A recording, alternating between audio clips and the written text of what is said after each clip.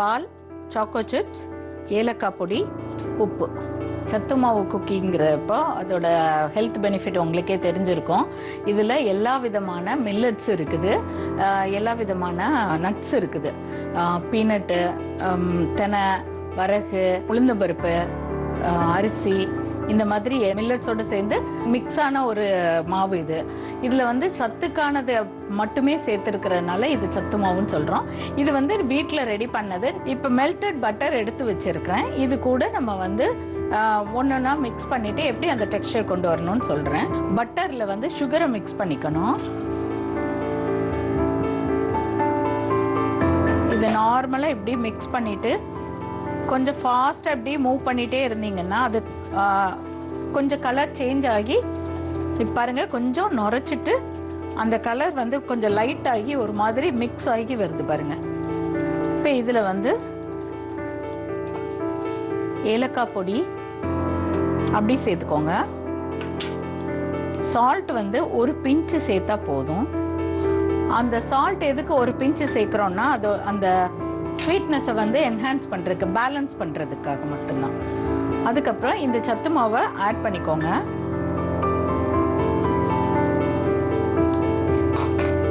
இப்போ மிக்ஸ் பண்ணுங்க. உங்களுக்கு மிக்ஸ் பண்ண முடியாதபடிக்கு டைட்டாக வந்ததுன்னா அந்த டைமில் அது சரியாக மிக்ஸ் ஆகுறதுக்காக கொஞ்சோண்டு பால் சேர்த்துக்கோங்க. இல்லைன்னா இதை அப்படியே வச்சுக்கோங்க. கரெக்டாக நான் கொடுத்துருக்க அதே அளவில் பண்ணினீங்கன்னா ப்ராப்பராக இருக்கும். அந்த சத்து மாவு இருக்கு இல்லையா, அது கொஞ்சம் ட்ரையாக இருக்குது அப்படின்னா நீங்கள் வந்து கொஞ்சம் ஒரு ஸ்பூன் பால் சேர்த்துக்கலாம். பட் இப்போ இது இருக்கிற கன்சிஸ்டன்சிக்கு வந்து எனக்கு பால் சேர்க்க தேவையில்லை. நான் காட்டுறேன் உங்களுக்கு எப்படி இருக்குதுன்னு. லூஸாக தான் இருக்குது. சப்பாத்தி மாவு மாதிரி திக்காக இருக்கக்கூடாது. ரொம்ப ஈஸி. இந்த பக்கம் டீ போட்டுட்டு அந்த பக்கம் இதை நீங்கள் பண்ணிடலாம். குக்கிங் டைமும் ரொம்ப சீக்கிரமாக முடிஞ்சிடும்.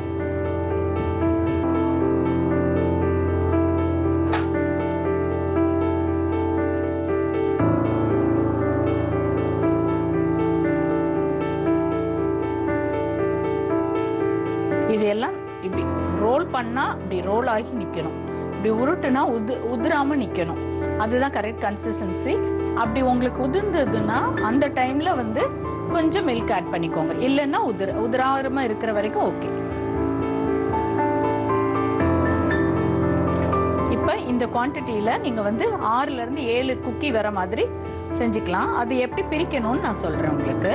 இந்த ஸ்டேஜில் வந்து நீங்கள் சாக்கோ சிப்ஸ் போட்டுக்கோங்க. இதில் மிக்ஸ் பண்ணதுக்கப்புறம் அது ஃபுல்லாக போடாமல் கொஞ்சமாக மிச்சம் வச்சுருங்க. இது எதுக்குன்னா நீங்கள் பிஸ்கட் பண்ணதுக்கப்புறம் அந்த குக்கி பண்ணுறப்போ ரோல் பண்ணி நீங்கள் எடுத்து வைக்கிறப்ப சம்டைம்ஸ் சில குக்கியில் மேலே டாப்பில் குக்கி சாக்கோ சிப்ஸ் தெரியவே தெரியாது, உள்ளே இருக்கும். இப்போ பாருங்கள் இது மிக்ஸ் ஆகி இருக்குது இல்லையா, உள்ளே இருக்குது. அப்போது இதை வந்து எடுத்துட்டு நீங்கள் ரோல் பண்ணி வைக்கிறப்ப எங்கே சாக்கோ சிப்ஸ் தெரியலையோ அந்த டைமில் நீங்கள் வந்து சாக்கோ சிப்ஸ் அதுக்கு மேலே ப்ளேஸ் பண்ணிக்கலாம். இப்போ மாவு ரெடி ஆயிடுச்சு, பேட்டர் ரெடி ஆயிட்டு இப்போ நம்ம வந்து ரோல் பண்ணி உருண்டையாக உருட்டி பிளேட்டில் வச்சு பேக்கிங்க்கு போட்டுடலாம். இப்போ நம்ம ரெடி பண்ண மாவு இருக்கு இல்லையா, அதை வந்து ஈக்குவலாக நான் பிரிச்சிருக்கிறேன். 8 பால் வந்திருக்குது. ஏன் ஈக்குவலாக பிரிச்சிருக்கிறேன் அப்படின்னா ஒரு டைமும் நம்ம வந்து பேக்கிங் பண்ணுறப்போ ஒன்று பெரிய குவான்டிட்டி, அதாவது இப்போ இது எல்லாமே 24 கிராம் இருக்குது. கொஞ்சம் ஒன்று வந்து 27ஆகவும் ஒன்று 20ஆகவும் இருந்ததுன்னா ஒரு குக்கி வந்து திக்காக இருக்கும், ஒரு குக்கி தின்னாக இருக்கும். தின்னாக இருக்கிற குக்கி சீக்கிரம் குக் ஆகி பேக் ஆகிடுச்சு கரிய ஆரம்பிச்சிடும். இல்லைன்னா ஓவர் குக் ஆகி கிறிஸ்பியாக உடைக்கிற மாதிரி இருக்கும். இன்னொன்று கரெக்டாக கிறிஸ்பியாக இல்லாமல் சாஃப்டாக மாவு மாதிரி இருக்கும். ஸோ நம்ம என்ன பண்ணணும்னா கரெக்டாக ஒரே அளவுக்கு ரோல் பண்ணிவிட்டு எல்லாத்தையும் ஒரே மெஷர்மெண்ட்டில் எடுத்துட்டோம்னா நமக்கு பேக்கிங் ஆகிறப்ப எல்லாம் ஒரே மாதிரி இருக்கும், ஈவனாக இருக்கும். அதோட பேக் சைடு அவுட்டர் சைடு எல்லாம் இருக்கும். இப்போ நான் சொன்னேன் இல்லையா, இதில் வந்து சாக்கோ சிப்ஸ் ஏன் தனியாக எடுத்து வச்சுருக்கேன். இப்போ பாருங்கள், இதுக்கு உள்ள சாக்கோ சிப்ஸ் இருக்குது, இதில் மேலே இல்லவே இல்லை. அப்போ நமக்கு வந்து இதில் ஏதோ சாக்கோ சிப்ஸ் போடாத மாதிரி ஒரு ஃபீல் இருக்கும்.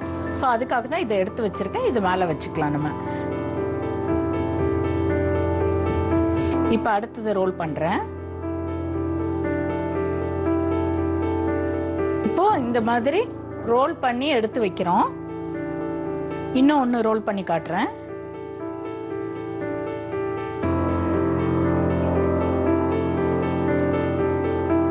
இது இப்படி பண்ணுறப்ப இந்த கிராக்லாம் வருதுல்ல, அதெல்லாம் ஓகே தான். கிராக் இருந்தால் ஒன்றும் பிரச்சனை இல்லை. கிராக் இருக்கிறப்ப அந்த குக்கி நல்லா லுக் வைஸ் நல்லா தான் இருக்கும். அதனால டேஸ்ட்டில் எந்த சேஞ்சஸும் வராது. இப்போ அடுத்தது ரோல் பண்ணுறேன். இதுக்கு பதிலாக நீங்கள் வந்து குக்கி கட்டர் வச்சுட்டு சப்பாத்தி ரோலரில் வச்சு இதை தேய்ச்சிட்டு குக்கி கட்டர் வச்சுட்டு சின்ன சின்னதாக கட் பண்ணியும் வச்சுக்கலாம். திக்னஸ் ஒரே திக்னஸ் கொடுங்க. ஒன்று சின்னது ஒன்று பெருசு அந்த மாதிரி கொடுக்க வேண்டாம். இப்போ நம்ம ஈக்குவலாக பிரிச்சுட்டு மெஷர் பண்ணி ரவுண்ட் பண்ணி இப்படி வச்சுட்டோம். உள்ள சாக்கோ சிப்ஸ் இருக்குது, ஆனால் சில இதில் வெளியே தெரியல. அதுக்கு தான் இந்த இதை நான் வச்சிருக்கிறேன். இப்போ வந்து எங்கெங்கே தெரியலையோ அந்த இடத்துல லைட்டாக இப்படி வச்சு அழுத்தி விட்டுருங்க.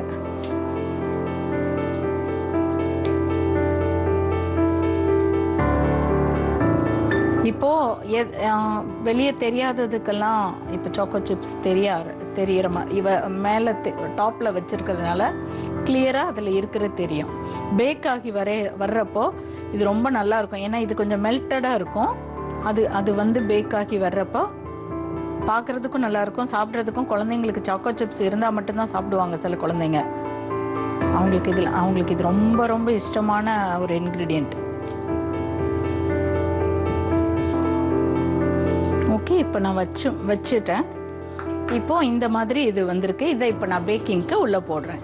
என்ன டெம்பரேச்சர்னா 175 டிகிரி டெம்பரேச்சரில் 30 மினிட்ஸ்க்கு குக் பண்ண போகிறோம். சப்போஸ் உங்களுக்கு 175 கொடுத்து நான் 30 மினிட்ஸில் குக் ஆகலை அப்படின்னா, அதாவது இது இப்படி லைட்டாக இப்படி நகட்டுனீங்கன்னா நகரணும், இப்படி ஒட்டிகிட்டு இருக்கக்கூடாது. அதுதான் கரெக்டாக குக் ஆகிட்டா ஆகலையான்றதை கண்டுபிடிக்கிறதுக்கு. இப்போ சூடாக இருக்கிறப்ப நான் அது காட்டுறது கஷ்டம் இல்லையா, அதனால் இதில் காட்டுறேன். ஸோ மூவ் பண்ணிங்கன்னா அது மூவ் ஆகணும். அப்புறம் பேஸில் கொஞ்சம் ப்ரௌனாக இருக்கணும். ஸோ அப்படி ப்ரௌனாக இருந்துச்சுன்னா உங்களுக்கு குக் ஆயிடுச்சுன்னு தெரியும். இந்த சென்டரில் கொஞ்சம் சாஃப்டாக இருந்தாலும் பரவாயில்ல, நீங்கள் வெளியே எடுத்து வச்சுட்டு கொஞ்சம் நேரம் ஆற வச்சிங்கன்னா நல்லா கரெக்டாக வந்துடும். கொஞ்சம் நேரத்தில் கரெக்டாக வந்துடும். வேகலை, நடுவில் சாஃப்டாக இருக்குதுன்னு சொல்லி நீங்கள் கூட கொஞ்சம் நேரம் பேக்கிங் விட்டிங்கன்னா பிஸ்கட் வந்து நீங்கள் இப்படி உடைச்சா டக்குன்னு உடையிற மாதிரி இல்லாமல் கொஞ்சம் அழுத்தி உடைக்கிற மாதிரி இருக்கும், கொஞ்சம் ஹார்டாக இருக்கும். அதனால் நீங்கள் அதுக்கு அந்த டைம் வந்து நீங்கள் கொஞ்சம் வச்சு பார்க்குறப்ப உங்களுக்கு ஒரு தடவை செய்கிறப்ப அந்த எக்ஸ்பீரியன்ஸில் வந்துடும், செய்ய முடியும். இப்போ நான் இதை பேக்கிங் போட்டுறேன் 175 டிகிரி 30 மினிட்ஸுக்கு.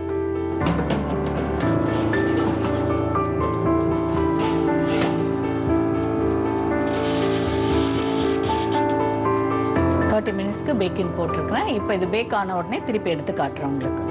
இப்போ சத்து மாவு குக்கீஸ் நம்ம பேக்கிங்க்கு வச்சோம் இல்லையா, அது குக் ஆயிடுச்சு. இப்போ நம்ம அதை எடுத்துட்டு உங்களுக்கு எப்படி வந்திருக்குன்னு பார்க்கலாம். நம்ம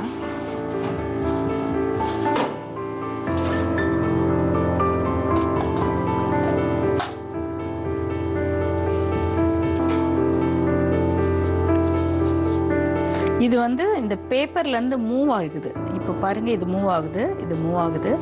ஸோ மூவ் ஆயிடுச்சுன்னா கரெக்டாக பேக் ஆகிருக்கு, குக் ஆகிருக்குன்னு அர்த்தம்.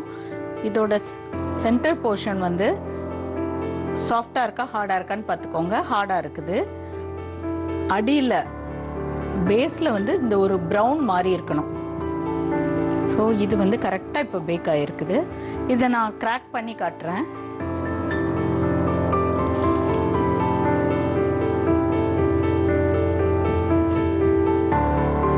எவ்வளோ நல்லா இருக்கு பாருங்க.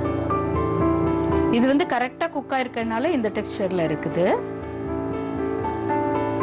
இன்னும் கொஞ்சம் நேரம் இது ஆறிடுச்சுன்னா, இப்போ சூடாக இருக்குது இல்லையா, இன்னும் கொஞ்சம் நேரம் ஆறுனதுக்கு அப்புறம் இதை நம்ம இப்படி எடுத்தோன்னா பிரேக் ஆகும், அப்படியே உடையும். அது வந்து கரெக்ட் டெக்ஸ்சர். முதல்ல சாஃப்டாக இருக்கணும், அப்புறம் உடையணும். அதுதான் குக்கியோட கரெக்ட் டெக்ஸ்சர். இல்லை அப்படின்னா முதல்ல உடைஞ்சதுன்னா கொஞ்ச நேரத்தில் ஹார்டாயிரும். நீங்கள் பிரேக் பண்ணால் கூட பிரேக் ஆகாதபடிக்கு இருக்கும். இப்போ நம்ம இதை வந்து எடுத்து வச்சுக்கலாம். இது வந்து நீங்கள் ஒரு டிஷ்யூ வச்சுட்டு ஏர்டைட் கண்டெய்னரில் போட்டு வச்சிட்டிங்கன்னா 1 மந்த் வரைக்கும் ஒரு டேஸ்ட்டில் எந்த சேஞ்சஸும் இருக்காது, நல்லா சாப்பிடலாம். 1 மந்த் வரைக்கும்லாம் தாங்காது, ஏன்னா நம்ம அதுக்குள்ளே காலி பண்ணிடுவோம்.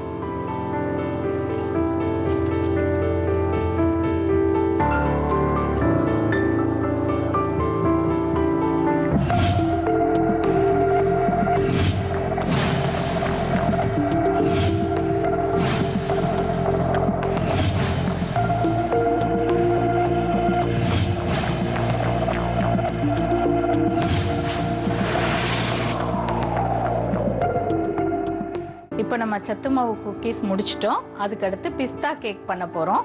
பிஸ்தா கேக்கை வந்து கப் கேக்காக நம்ம கொடுக்க போகிறோம். ஸோ அதுக்கு கப் கேக் லைனரோடு வந்திருக்கேன். ரொம்ப எக்ஸலண்ட்டான ஒரு ரெசிபி பார்க்க போகிறோம். அதுக்கான இன்க்ரீடியன்ட்ஸ் வந்து நான் இப்போ சொல்கிறேன் உங்களுக்கு.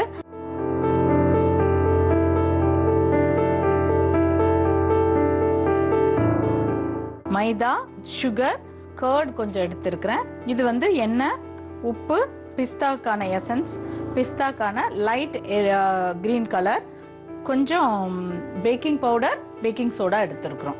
இதில் கொஞ்சம் பிஸ்தா பவுடர் பண்ணி எடுத்துருக்குறோம்.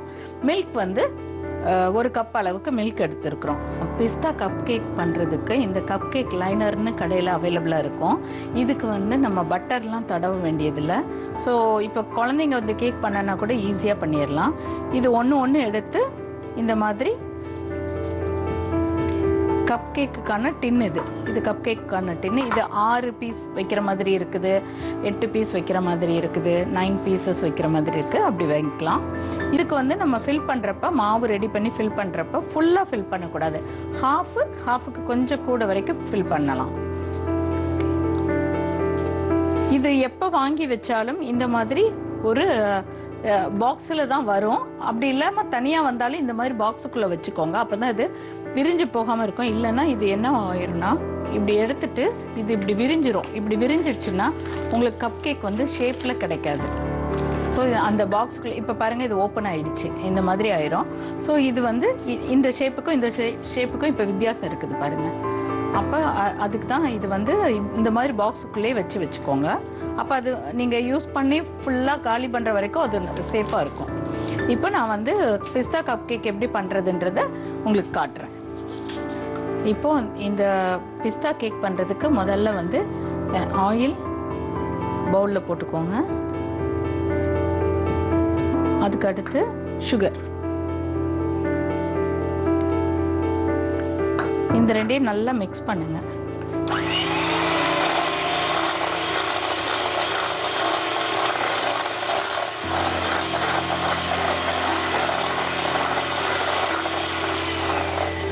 ஆயிலுக்கு பதிலாக நீங்கள் பட்டர் போடனாலும் போட்டுக்கலாம். பட் ஆயில் போடையில் என்ன ஆகுனா, அந்த மாய்ஸ்சர் ரொம்ப நல்லாயிருக்கும். அதாவது கேக்கை நீங்கள் ஓப்பன் பண்ணல நல்லா வெட்டாக ஜூஸியாக இருக்கும்.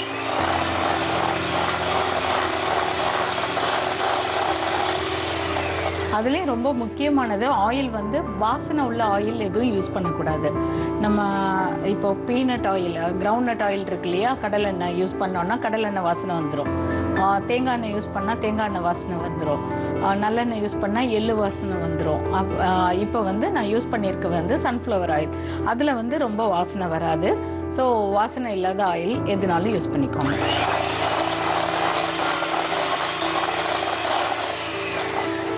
இன்னொரு ஆயில் கூட இருக்குது, கெனோலா ஆயில்னு.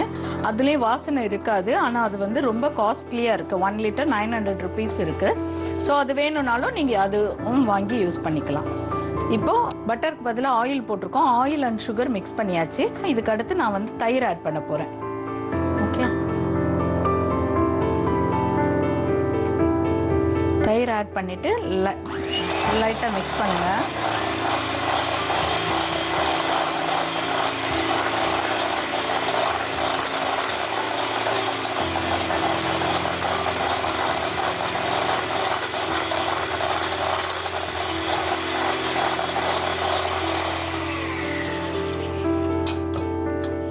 இதுக்கப்புறம் பால் ஆட் பண்ணிக்கோங்க.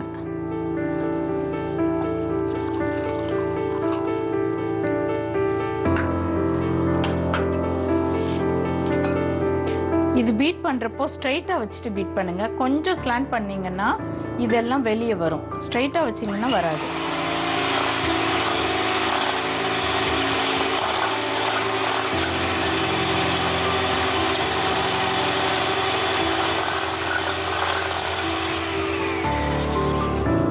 இது மிக்ஸ் ஆனதும் இப்போ இதில் என்னெல்லாம் ஆட் பண்ண போகிறேன்னா,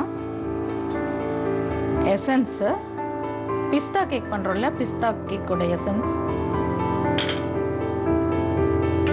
அண்ட் பிஸ்தாவோட கலர் வந்து க்ரீன் கலர். ஸோ அந்த க்ரீன் கலர் லைட்டாக வர மாதிரி ஒரு ட்ராப் எடுத்துருக்கிறேன், அதையும் ஆட் பண்ணிக்கலாம்.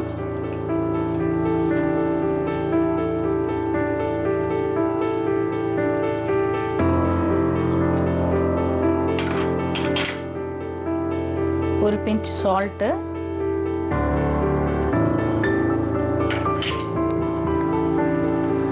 இது ஆட் பண்ணிட்டு கொஞ்சம் மிக்ஸ் பண்ணிக்கோங்க.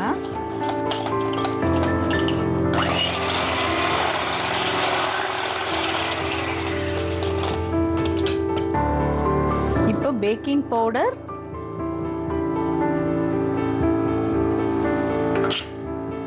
பேக்கிங் சோடா,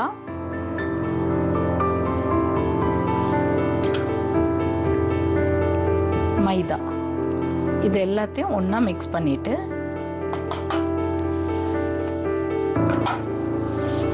நல்லா இதை ஒரு மிக்ஸ் கொடுத்துட்டு, எப்பவுமே ஃப்ளார் ஆட் பண்ணக்கப்புறம், மாவு ஆட் பண்ணக்கப்புறம் ரொம்ப வந்து பீட் பண்ணிட்டே இருக்கக்கூடாது.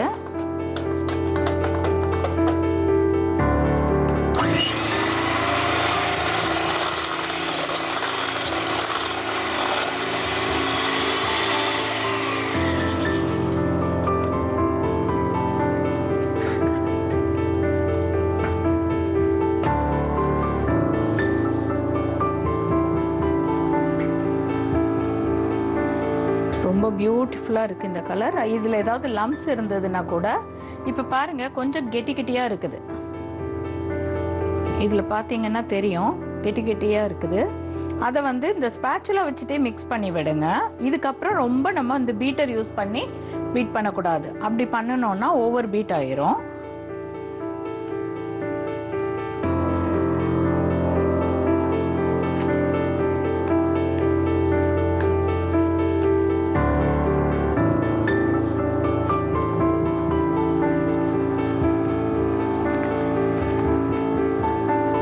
ஃபைனலாக அந்த பிஸ்தா பவுடர் பண்ணி வச்சுருக்கோம் இல்லையா, அதையும் ஆட் பண்ணிக்கோங்க.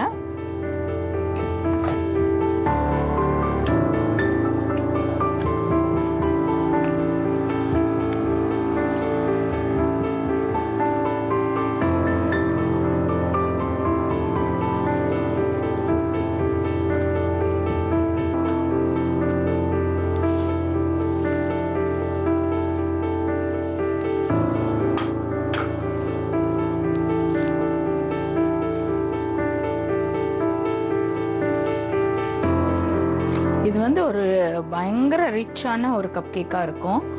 இது பண்ணுறீங்கன்னா அப்படியே இதை பண்ணிவிட்டு குழந்தைங்களுக்கு ஸ்கூலுக்கு கூட கொடுத்து விட்டுறலாம். சப்போஸ் உங்களுக்கு ஆர்டர் ஏதாவது எடுக்கிறீங்கன்னா கூட இதுக்கு வந்து பர்த்டே பார்ட்டி அந்த மாதிரி இதுக்கு கூட நீங்கள் பண்ணி கொடுக்கலாம். அப்போ இதை விட சின்ன கப் கேக்காக எடுத்துக்கோங்க. ஏன் இந்த சைஸை விட சின்னது சொல்கிறேன்னா, பார்ட்டிக்கு வர குழந்தைங்களுக்கு கவனம் ஃபுல்லாக சமோசாலையும் சிப்ஸ்லேயும் இருக்கும். ஸோ அவங்க வந்து அதை வேஸ்ட் பண்ணாமல் சாப்பிடணுன்றதுக்காக சின்னதாக பண்ண சொல்கிறேன் நான்.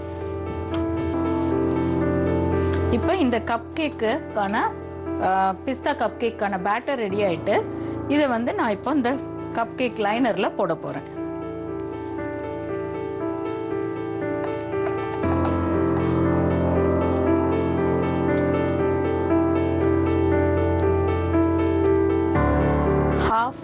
ஹாஃப்க்கு கொஞ்சம் கூட இருந்தால் பரவாயில்ல, அதுக்கு மேலே வேண்டாம்.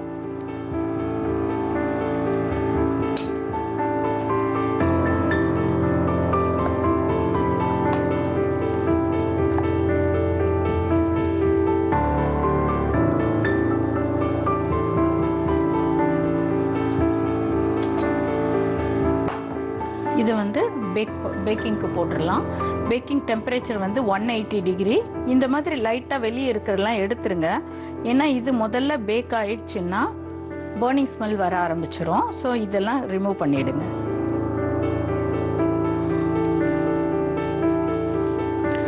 இப்போ வந்து இது வந்து பேக்கிங்க்கு போட்டுடலாம்.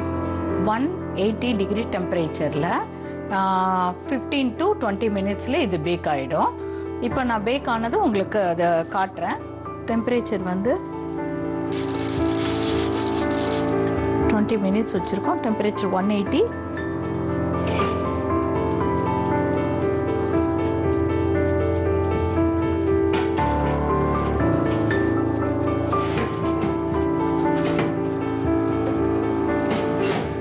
மினிட்ஸ் கழிச்சுட்டு இது பார்க்கலாம். நம்ம இப்போ பிஸ்தா கப் கேக் வந்து ரெடி ஆயிடுச்சு.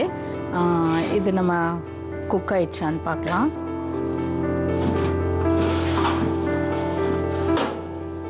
ப்ராப்பராக குக் ஆகிருக்கு. நம்ம வந்து சாக்லேட் கப் கேக் வந்து ரெடி ஆயிடுச்சு. இதை எடுத்து இது மேலே ட்ரிசில் பண்ண போகிறோம். சாக்லேட்டை ட்ரிசில் பண்ணிவிட்டு இந்த ஸ்ப்ரிங்கிள்ஸால் டெக்கரேட் பண்ண போகிறோம். ஸோ எப்படி பண்ணுறேன்னு காட்டுறேன்.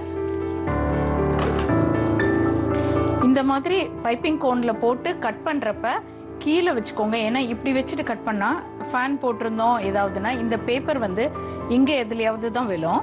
ஸோ கேர்ஃபுல்லாக கட் பண்ணிக்கோங்க.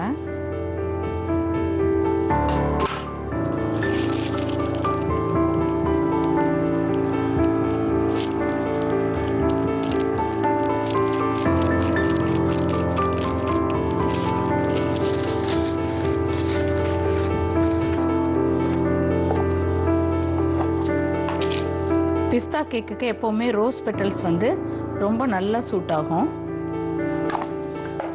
பட் ஜாஸ்தி வைக்கக்கூடாது, நிறைய வைக்கக்கூடாது. நிறைய வச்சோன்னா அது வந்து ஒரு மாதிரி ஓவரான மாதிரி இருக்கும். ஸோ கொஞ்சம் கொஞ்சம் வச்சுக்கோங்க. இதுவும் ஸ்ப்ரிங்கிள்ஸ் எல்லாமே வந்து சுகர் தான். ஸோ நம்ம அதுக்கு கோட் பண்ணிவிட்டு எடுத்து இந்த மாதிரி டெக்கரேட் பண்ணுறப்ப கையால் யூஸ் பண்ணக்கூடாது. கைட்டு யூஸ் பண்ணால் நம்ம கையில் உள்ள ஹீட்டுக்கு அந்த ஸ்ப்ரிங்கிள்ஸ் எல்லாமே வந்து மெல்ட் ஆக ஆரம்பிக்கும். ஸோ நம்ம வந்து இந்த மாதிரி ஒரு டாங்ஸ் அது அப்படி வச்சுட்டு இது யூஸ் பண்ணிக்கணும்.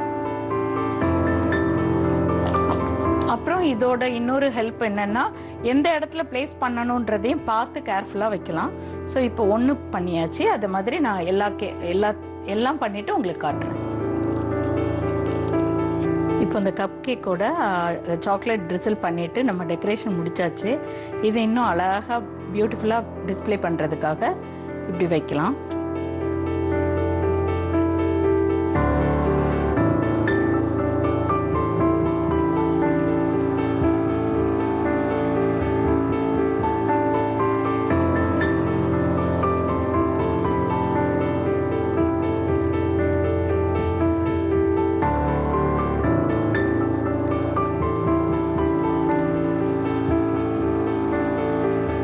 அது எவ்வளோ அழகாக இருக்குது. சாக்லேட் வீல் இல்லையா? நம்ம ஜாயிண்ட் வீலில் நம்ம வந்து குழந்தைங்களா இருக்கிறப்ப சுற்றி இருப்போம். இது வந்து cup cakes and with chocolate டெக்கரேஷனோட இந்த கப் கேக்ஸ் எல்லாம் சுற்றுறாங்க. இந்த ரெசிபி உங்களுக்கு பிடிச்சிருக்கும்னு நினைக்கிறேன். செஞ்சு பார்த்துட்டு எங்களுக்கு சொல்லுங்கள் எப்படி இருந்ததுன்னு. அதுக்காக நாங்கள் ஆவலோட உங்களோட ஃபீட்பேக்காக நாங்கள் வெயிட் பண்ணிகிட்ருக்கோம். நன்றி, வணக்கம்.